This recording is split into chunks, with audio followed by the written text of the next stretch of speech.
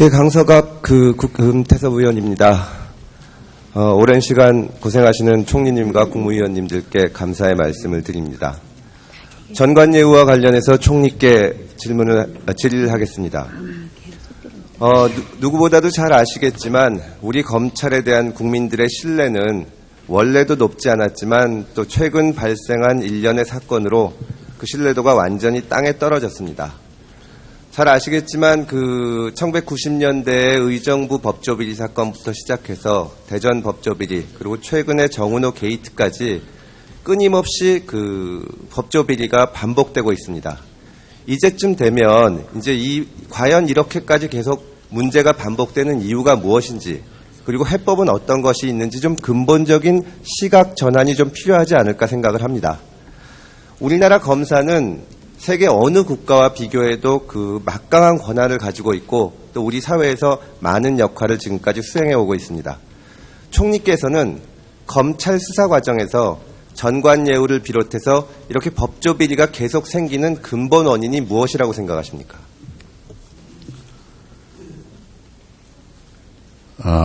그 원인과 대책에 대해서 같이 말씀을 드리겠습니다. 그동안 정부에서는 검찰 공무원들의 직무 윤리 교육을 강화해 왔습니다. 그것은 그런 부분에 좀 더 교육이 필요하다고 판단했기 때문입니다. 그리고 검사의 재임용 과정에 있어서도 이런 부분들에 대한 충분한 검토가 필요하다고 해서 심사 기간을 단축을 하는 등의 그런 직무윤리 강화를 위한 그런 교육을 해왔습니다. 그런 부분에 좀 보완이 필요하다고 판단했기 때문입니다. 그리고 또 한 가지는 사건 처리 절차의 투명성 확보입니다. 사건 처리 절차가 좀 더 투명해져야 된다고 생각을 하고 그런 노력을 하고 있습니다. 그래서 주인 검사들에 대한 상호 검토라든지 기록 검토라든지 이런 물론 이제 외부의 어떤 청탁이나 이런 부분에 대해서도 보완책을 좀 마련하면서 사건 처리 절차의 투명화를 위해서 노력을 해왔습니다. 또 만에 하나 비리가 발생하는 경우에는 일반인에 비할 수 없는 그런 엄정한 처리 기준과 엄격한 처벌 기준을 적용하기 위해서 노력을 해왔습니다.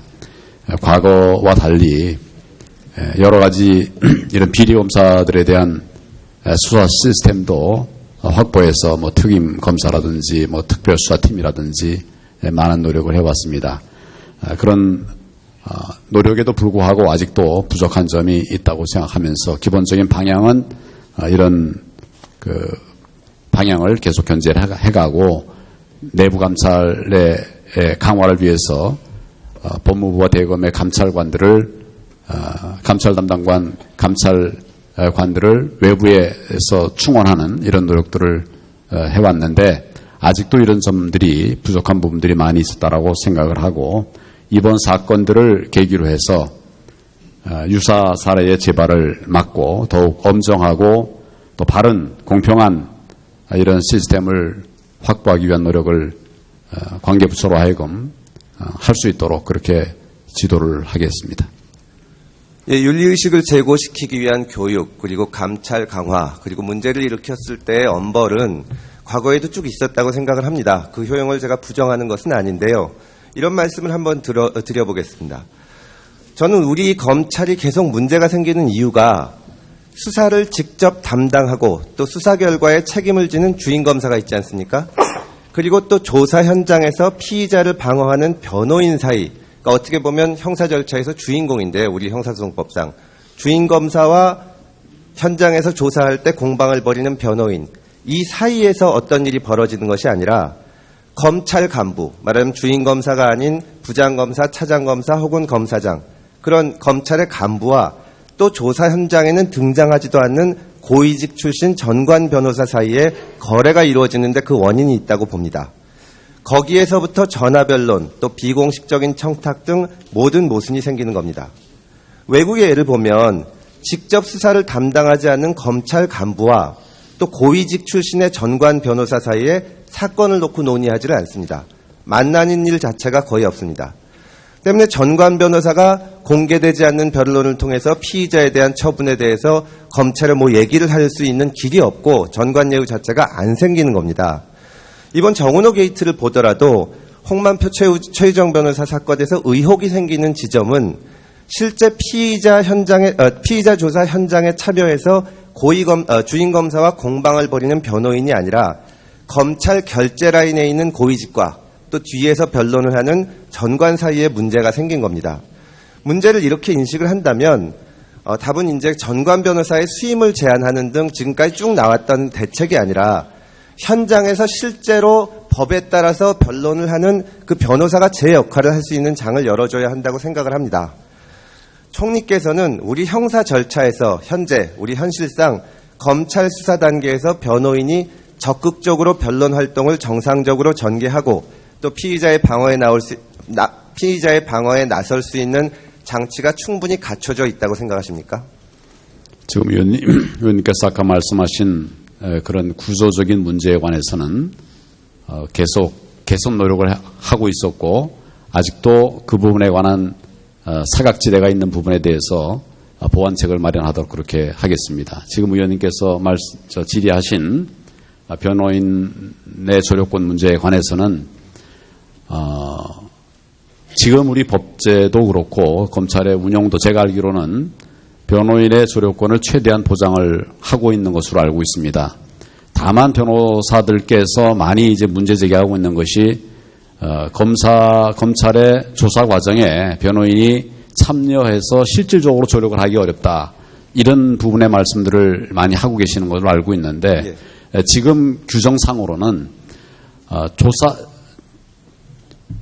피의자들이나 그 관계자들을 상대로 해서 조사를 하고 있는데 변호사가 부적절한 조력을 하는 그것을 제한하고 있는 것으로 알고 있습니다. 그러니까 모든 변호 활동은 사실은 이제 수사 공간에서만 이루어지는 것이 아니라 그 이전부터 또 그 이후에도 쭉 진행이 되는데 그 중에 이제 하나 제한이 되고 있는 부분은 조사할 때 피의자를 조사할 때 참여하고 있는 변호사가 중간에 뭐 이를테면 진술에 관해서 좀 다른 얘기를 하거나 부적절한 그런 지도를 할 적에 그런 것을 제한하는 것으로 이렇게 기본 규정이 되어 있습니다.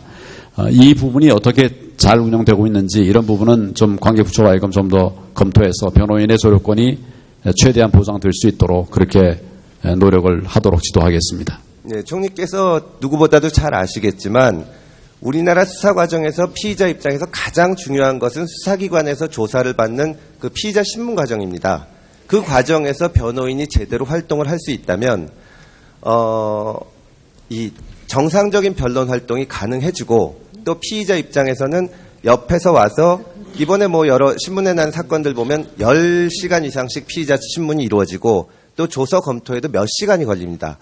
그때 지금 우리나라 수사 현실은 변호인이 10몇 시간 동안 한마디도 못하고 앉아있는 것이 사실입니다. 예전에 법무부에서는 어떤 지침을 냈냐 하면 피의자가 앉아있으면 변호인이 뒤에 앉아있으라고 했습니다.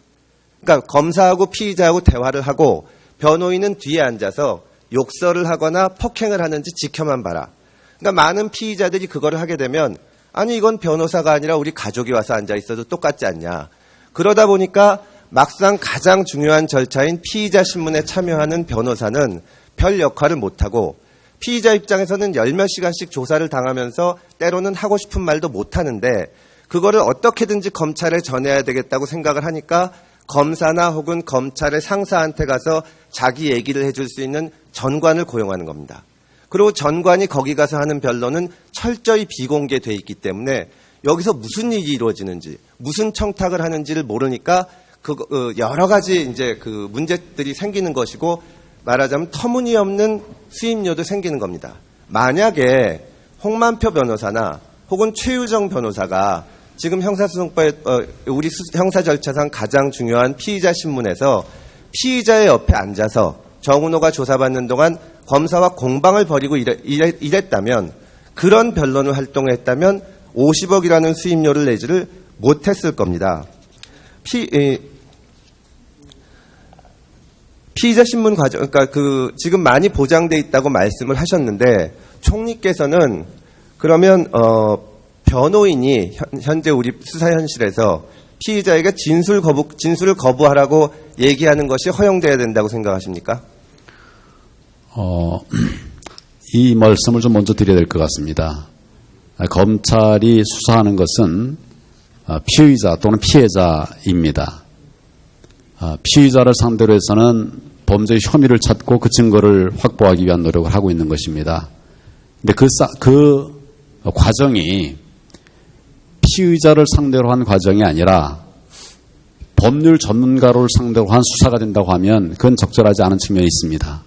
그러니까 이 수사가 변호사를 대상으로 한 수사가 되게 하는 것이 아니라 피의자를 상대로 한 조사가 되되 그 과정에서 인권 침해 소지가 생기지 않도록 변호인의 참여권을 보장하는 것, 이런 것들이 바른 방향이 아닐까. 그러니까 결국 변호사가 돈 있는 그 피의자가 변호인을 선임할 수 있는 그런 피의자는 변호인을 선임해가지고 변호사가 자기 대신 다 말하게 하고 답변하게 하고, 또 그런 변호사를 선임할 수 없는 이런 피의자들은 또 그런 조력을 받을 수 없게 되는, 이런 것은 하여튼 그 실질적 진실 발견을 위해서 과연 그게 바람직한 것인가 하는 이런 측면의 검토를 좀 할 필요가 있을 것 같습니다. 지금 그 의원님 말씀하신 것 같은 변호인의 조력을 충실하게 잘 받는 이런 시스템이 되어 있는가, 이런 부분에 관해서는 최근의 관행이나 또 현장이 어떤지는 제가 좀 더 알아보겠습니다만은 지금 의원님 말씀하신 이런 걱정의 취지를 법무부에 좀 전달하도록 그렇게 하겠습니다. 예, 일단 여기까지 한번 여쭤보겠습니다. 총리께서 그렇게 말씀을 하시니까 우리나라는 예전에 피의자 신문을 할 때 변호인이 옆에 앉지 못했던 시절이 있습니다. 변호인이 참여할 수 있느냐를 놓고 검찰에서 논문까지 써서 반대를 한 적이 있는데요. 잘 아시는 것처럼 헌재 결정, 그리고 이제 이 형사정법 개정을 통해서 지금은 참여할 수가 있습니다.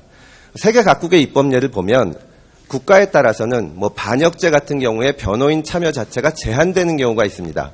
근데 총리께서 그 형사 절차에 대해서 비교법적으로도 많이 알고 계신 걸로 알고 있는데, 변호인이 피의자 조사 과정에서 옆에 앉을 수 있는데 진술을 거부하지 마라, 답변하지 마세요 하고 조언을 하지 못하는 그런 법제가 대한민국 말고 또 있습니까?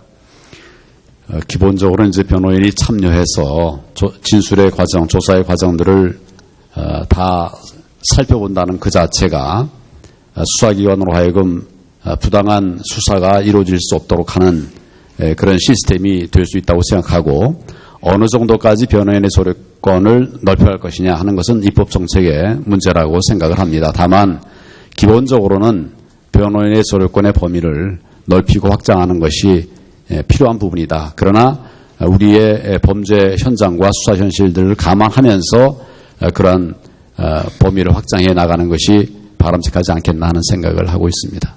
네, 저도 여기서 구체적으로 하나하나 총리께 따져 묻고 싶은 것은 아닌데요.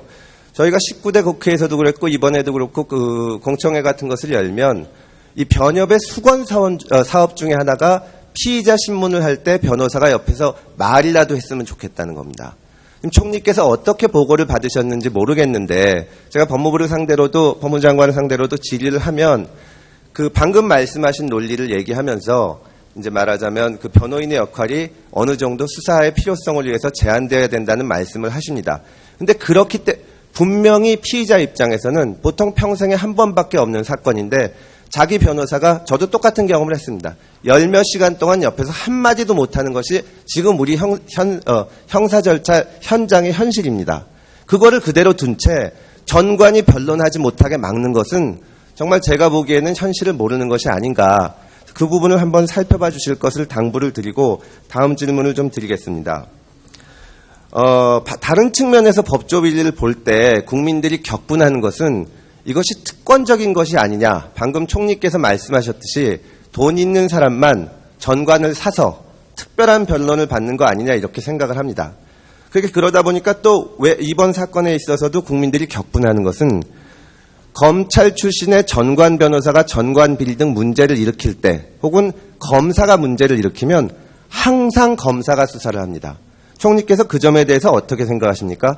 검찰에 비리가 있을 때는 검찰이 수사해야 된다고 생각하십니까? 지금 그런 문제를 해소하기 위해서 지금 특검법이 마련되어 있습니다.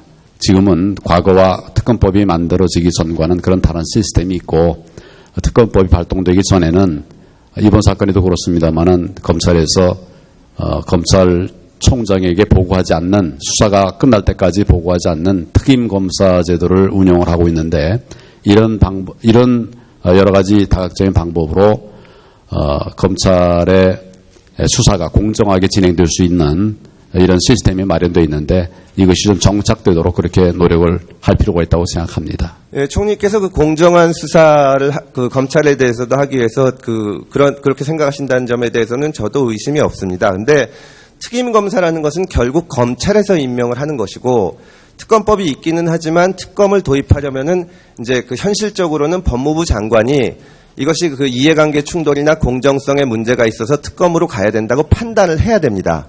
근데 제가 총리께 이 질문을 드리는 이유는, 사실 검찰은 법무부에 소속돼 있기 때문에 법무부 장관으로서는 당연히 저라도 다른 기관에서 우리 기관의 치부를 보는 것을 싫어합니다. 그러니까 특검이나 이런 데 가기를 싫어할 텐데요. 저는 상설적으로 우리가 가지고 있는 수사기관이 있습니다. 경찰입니다. 왜 검찰이 뇌물을 받거나 문제를 일으킬 때 법무부 검찰에서는 기를 쓰고 경찰의 수사를 안 시키려고 하는지, 총리께서는 이걸 좀 조정을 해서 검찰의 문제가 됐을 때 경찰의 수사를 시킬 용의는 없으신가요? 의원님 잘 아시다시피 결국 경찰에서 수사를 하더라도 사건은 검찰로 넘어가서 검찰에서 처리가 되게 됩니다.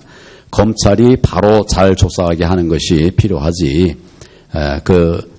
다른 기관 내서 조사를 하게 하는 이런 것은 좀 정상적인 방법은 아니지 않느냐, 이런 생각을 합니다. 글쎄요, 제가 생각하기에는 누구나 자기 자신의 심판자가 될 수 없다는 유명한 법원도 있고, 자기 스스로 자기를 수사하는 것이 과연 가능한지도 의문일 뿐더러, 이번에도 지금 정은호 게이트에서 왜 현직 검사를 수사를 안 하느냐, 결제 라인에 있던 의심을 받는 사람들을 조사도 안 하고 서면 조사를 하느냐, 이런 얘기들이 계속 나오는데, 제가 봐서는 경찰이 수사를 한다면 그런 문제가 상당히 국민들의 의혹을 해소한다는 입장에서도 당연히 그래야 되는 것이 아닌가 생각을 합니다. 제가 하나 말씀을 드리겠습니다. 전에 김광준 부장검사가 수뢰 사건을 일으켜가지고 수사를 받은 적이 있습니다. 이때 당시에 실제적으로는 경찰이 먼저 수사를 하고 있었음에도 검찰총장은 지금 총리가 말씀하시는 특임검사를 임명을 해서 사실 특임검사가 사건을 가져가, 그때 당시에 특임검사가 했던 말이 검사가 경찰보다 수사를 더 잘하고 법률적 판단이 낫기 때문이다, 이런 말을 했습니다. 저는 이거는 수사의 원리에 전혀 안 맞는다고 생각합니다. 또 여기 오늘 여러 질문을 드렸지만 검찰 비리를 경찰에 수사하게 하는 것이 아주 손쉬운 방법이 아닐까, 저는 그렇게 생각을 하는데 그 점에 대해서 한번 생각해 보시기를 바랍니다. 아까 그 부분에 관해서는 말씀을 드렸는데, 의원님 지금 말씀하신 것도 다시 한번 살펴보도록 그렇게 하겠습니다.